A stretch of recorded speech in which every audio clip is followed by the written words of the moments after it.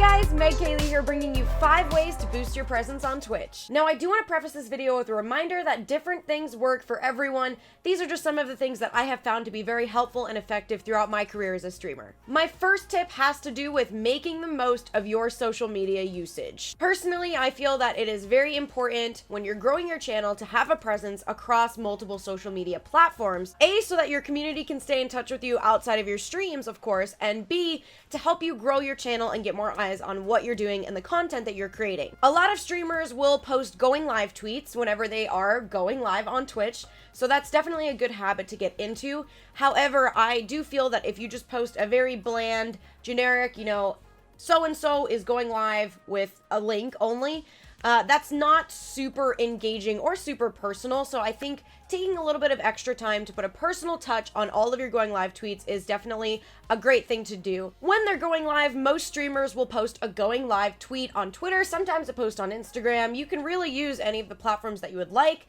And this is a great habit to get into because it helps to remind your community when you're going live. Something that I do commonly see a lot of people do though, especially when they're newer to social media and to Twitch, is they will just copy and paste a very generic sort of tweet every single time that they go live, where it's something like, so-and-so is going live now with a link. And the problem that I see with those kinds of tweets is, like I said, they're just a little more generic, they're impersonal, and I think they're a lot less likely to drive engagement than something that has a little more oomph to it, if you will. I think it's definitely worth your time to put a little bit of extra thought into your going live posts and put a personal touch on them as well. If you are streaming a game and you have, a plushie from that game, take a selfie with the plushie and use that to promote your stream. If you have streamed the game in the past and you have a funny clip from that, you could grab that clip and add that to your tweet. If you have a GIF of you doing something funny, maybe dancing around or doing some sort of hand motion or something that's relevant to the game, you could take that GIF and post that with your tweet. And when you're writing your tweet, I think it can also be great to include what game you're going to be playing or what you're going to be doing during your stream so that it'll catch the interest of people who want to watch that sort of content. During your stream, I think it's a great thing to take some time to leave stream markers wherever funny moments or interesting moments happen. This is something that you can very easily do from your Twitch dashboard, and you can even write a little short description. And what this is useful for is if you want to go back after the stream and highlight something, the markers will be left on those timestamps so that you can easily quickly get back to the funny moments that you want to capture and highlight. What you can do with those highlights and also with stream clips that either you or your community members create is you can take them into a video editing software and create a fun little compilation for social media after your stream. I think this is a great thing to do because not only does it not take a lot of time, of course editing is definitely a process, so you need to invest some time into it, but you are essentially recycling content that you've already created on your stream and just using it on another platform where other people may not have seen it, or if people were there for that part of the stream, it could serve as kind of a fun recap for them after the fact. This is something that I started doing a year or two ago, and I feel it has definitely been very effective for me in terms of growing my channel. I don't think it's something that you need to do after every stream, but if you have a fun, memorable moment, it's a great idea to share it somewhere else. If you're new to streaming and you haven't already started cross-promoting on other social media platforms, definitely do it. For me, I had actually started growing a following on Instagram before I started streaming, so that when I started streaming, I was actually able to bring a good amount of people over from Instagram to my streams, which gave me a really great jump start when I started streaming. You can also tap into some of the personal connections you have in your life, like family and friends, through platforms that may be a bit more personal, like Facebook. Of course, don't pressure people or force people to watch your stream, but you could just say, hey, I'm streaming. If you want to come hang out, come say hi, and you don't know who will show up. My next tip is about collaborating with other broadcasters. There are a lot of ways that you can work with other streamers, and I think that dual streams are one of the best ways to do it. The concept here is that you and your friend, could be more than 2 people, are playing a game together, and each of you are streaming that to your channel. Twitch has a feature now called squad streams that's definitely worth looking into, where you and several friends can stream together and viewers can switch between chats easily and see all of your different streams at the same time. This is a great way to cross-promote your streams with each other's communities, and also a good way to just have fun and enjoy yourselves, especially if you're new to streaming and you're having trouble building your channel. Streaming with friends can be a really great way to just have fun, spice up your content a little bit, and kick back and enjoy yourself, especially in those early stages where you may have trouble growing your channel and bringing in viewers. But on that note, it is still important to keep an eye on your chat just so that you can say hi and welcome in people who may come in at any time. So you have to kind of balance the conversation with your friends and the conversation with your chat. Another great way to support other streamers and build that back and forth relationship is with hosts and raids. Now, if you're unfamiliar with this concept, the idea is that after your stream, you'll find another streamer who is currently live and you'll send your community into their chat just to say hi, show them some love, and give them a little boost. One of the things that I really love about Twitch is that there's just this very supportive community of creators who want to help each other grow and see each other succeed. So I think it's a great thing to just spend some time building up your following, go through all the game directories that you like, any directories that you like on Twitch that you feel you'll find streamers that resonate with you, follow them, support them, learn from their content and what they're doing with their channels, and then support them by rating them and hosting them at the end of your streams. My third tip is to consider joining a stream team on Twitch. If you're unfamiliar, stream teams are exactly what they sound like. They are teams of streamers who will often collaborate together, work together, and support each other throughout the process of growing a channel and growing a community. There are a lot of really great ones out there. Some of them are large in size, some of them are small and close-knit, so it's great to take some time to research all the different stream teams out there, as many as you can find, and find ones that you really identify with and that you feel would vibe well with you and what you're doing with your channel. After you do that, make sure you check out all of the team's social media accounts if they have any. Many of them will have the application process or the recruitment process detailed somewhere on their pages, so you can look for that and see if they are currently recruiting new members. If you're unable to find any of that information, you could maybe reach out to the team as well and say, hey, I'm interested in applying for your team.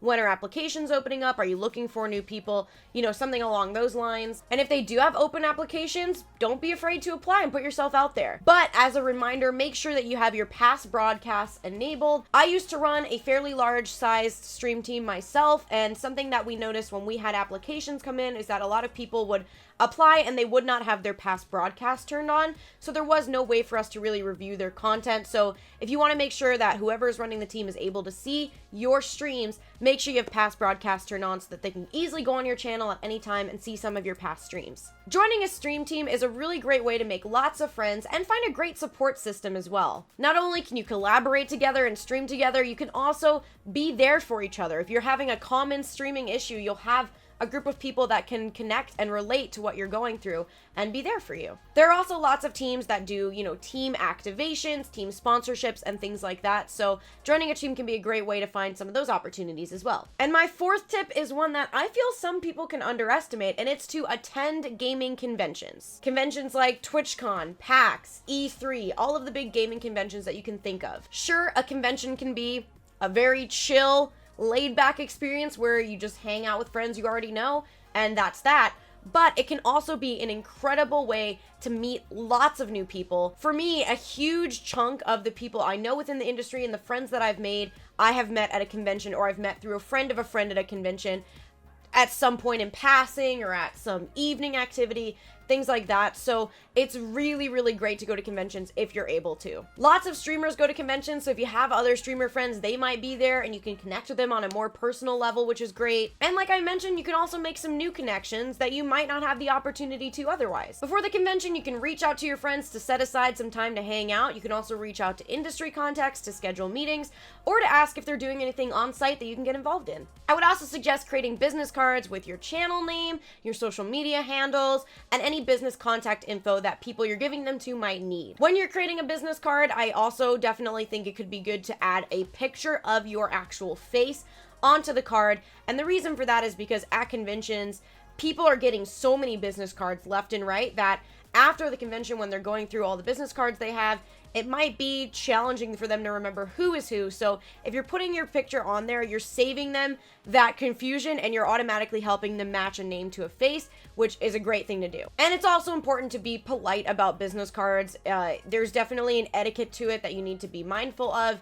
Don't just run down the halls of a convention center making it rain business cards all over the place, because not only are you littering everywhere and someone's gonna have to pick that up, you're also just not really going to gain any positive attention, or maybe even any attention at all that way. Personally, I feel the proper way to hand out a business card is by going up to someone, talking to them for a little bit, having a real genuine connection and conversation, and then towards the end, when it seems like you're gonna have to leave or they're gonna have to leave, say, hey, I'd love to keep in touch with you, here's my business card. I truly feel that having face-to-face interactions with people in the industry is something that is so valuable and really leaves a lasting impression. So if you can get to a convention, I would definitely suggest doing it. And my fifth and final tip for boosting your presence on Twitch is to put a unique spin on your content. Look over your VODs, look over the content you're creating, and ask yourself, what are people going to remember about me and my content? If there's some really unique element to your streams and to your branding and to what you're doing, it's gonna make it easier for people to remember you, and you're gonna stick in people's minds. It's something that I think also generates conversation. You know, someone might say to their friend, hey, did you see what this streamer was doing? They were doing this crazy thing.